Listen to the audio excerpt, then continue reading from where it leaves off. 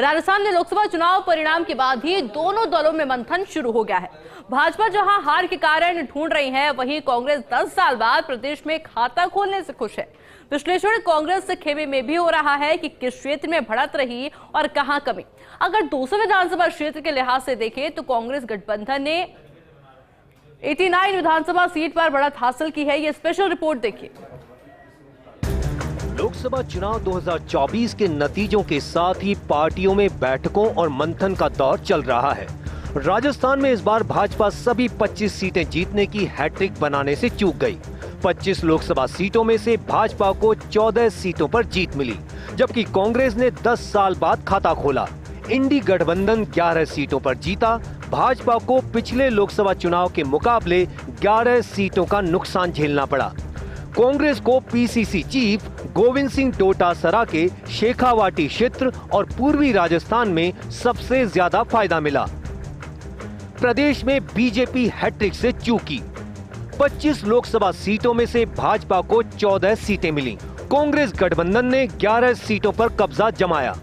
200 विधानसभा सीटों में से भाजपा ने 107 सीटें, शेष सीट पर निर्दलीय ने बढ़त हासिल की। पिछले साल हुए विधानसभा चुनाव में भाजपा ने 115 सीट हासिल की थी। विधानसभा चुनाव के 6 महीने में ही 8 सीटों पर भाजपा ने बढ़त खो दी। इधर कांग्रेस गठबंधन ने 15 सीटों पर बढ़त हासिल की। 2023 के चुनाव में इंडी गठबंधन में शामिल कांग्रेस सहित अन्य पार्टियों को मिलाकर 74 सीटें मिली। इनमें से कांग्रेस की 69 सीटें शामिल हैं। जैसलमेर बाड़मेर की 8 विधानसभा सीटों में से एक पर भी भाजपा बढ़त नहीं बना पाई। यहां 4 पर कांग्रेस और 4 पर निर्दलीय प्रत्याशी रविंद्र सिंह भाटी आगे रहे हैं। 2019 के लोकसभा चुनाव में भाजपा को 185 और कांग्रेस को 15 विधानसभा सीटों पर बढ़त मिली थी। भजनलाल सरकार के 5 मंत्रियों की सीट पर भाजपा कांग्रेस से पीछे रही। इनमें मंत्री किरोड़ीलाल मीणा, गजेंद्र सिंह खीवसर, सुमित गोदारा, जवाहर सिंह बेढम और के बिश्नोई शामिल हैं। पूर्व सीएम अशोक गहलोत के विधानसभा क्षेत्र सरदारपुरा में कांग्रेस नहीं जीत पाई। लोकसभा चुनाव 2024 में प्रदेश में 11 सीटें जीतने के बाद कांग्रेस और गठबंधन के नवनिर्वाचित सांसदों ने पीसीसी चीफ गोविंद सिंह डोटासरा, पूर्व मुख्यमंत्री अशोक गहलोत और पूर्व डिप्टी सीएम सचिन पायलट से मुलाकात की। मुलाकात के बाद हरीश मीणा और संजना जाटव ने कहा कि भाजपा की नीतियों के खिलाफ प्रदेश की जनता ने वोट दिया है। मेरे से ज्यादा मैं तो सिर्फ एक पार्टी का प्रार्थी था, कैंडिडेट था। ये राजस्थान की जनता की जीत है, टोंक सवाई माधोपुर के लोगों की जीत है। पार्टी कांग्रेस पार्टी की नीतियों की जीत है। लोगों ने विश्वास व्यक्त किया हमारी नीतियों में और हमारे नेतृत्व का। सबका इन्होंने एकजुट होकर लड़ा और मैं मानता हूँ कि लोगों को एक राहत की सांस ली है टोंक सवाई माधोपुर की। जो वहाँ जो सांसद थे 10 साल से बीजेपी के, शायद कहीं न कहीं उनमें अहंकार आ गया था। जनता से थोड़ा ज़्यादा अपने को समझते थे और उनकी गलती नहीं थी। वो राजस्थान के थे नहीं, वो राजस्थान की रीति नीति जानते नहीं थे। उनकी कोई गलती नहीं थी। बहुत सारे चैलेंज थे, पर मैं आपको एक बात बोलना चाहती हूँ। जो देखो, जनता जनार्दन तय करती है, जनता के विश्वास से आधार से, और जनता ने चुनाव लड़ा है, मैंने नहीं, जनता ने चुनाव लड़ा है। इसलिए जनता को, सर्व समाज को बहुत बहुत धन्यवाद देना चाहती हूँ। पार्टी ने दोबारा मौका दिया है। थोड़ा सा दुख हुआ था क्योंकि विधानसभा में हम कुछ मार्जिन से रहे थे, 409 वोट से।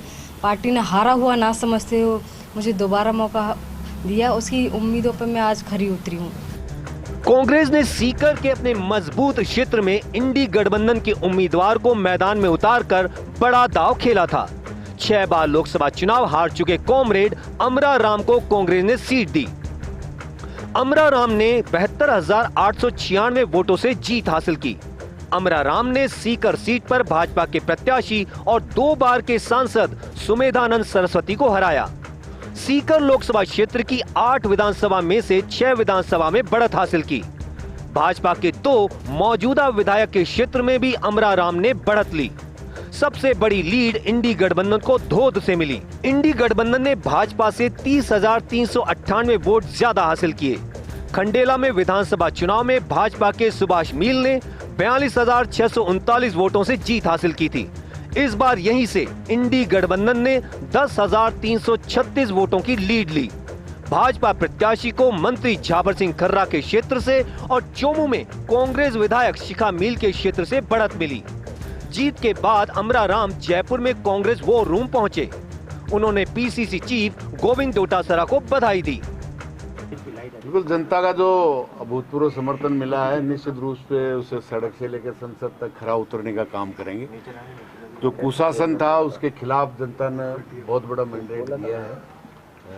इसके लिए वो तमाम सीकर लोकसभा क्षेत्र की जनता को मैं बधाई दूंगा और इस बात के लिए विश्वास दिलाऊंगा कि जिस विश्वास व्यक्त किया है उस पर खरा उतरने का काम।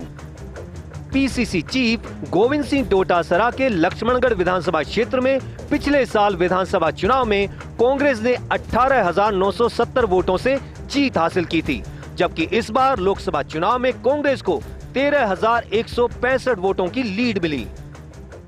लोकसभा चुनाव में सफलता के बाद राजस्थान कांग्रेस के नेता गदगद है और यहां से जीतने वाले लोकसभा के प्रत्याशी भी अब दिल्ली में संसद में राजस्थान की आवाज़ उठाने के लिए तैयार है। लोकसभा चुनाव के बाद राजस्थान में 5 विधानसभा क्षेत्रों में उपचुनाव होंगे। ऐसे में कांग्रेस के पास एक बार फिर से मौका आएगा कि वो अपना दबदबा कायम रखे। वहीं भारतीय जनता पार्टी की कोशिश रहेगी कि लोकसभा चुनाव में जो वोट बैंक खिसका है उसको विधानसभा के उपचुनाव में ना खिसकने दे। अब देखना ये होगा कि लोकसभा चुनाव में राजस्थान में कांग्रेस का खाता खोलने वाले प्रदेश अध्यक्ष गोविंद सिंह डोटासरा 5 विधानसभा उपचुनाव के लिए क्या रणनीति बनाते हैं। कैमरामैन इकबाल के साथ Naresh Sharma, first India news, Jaipur.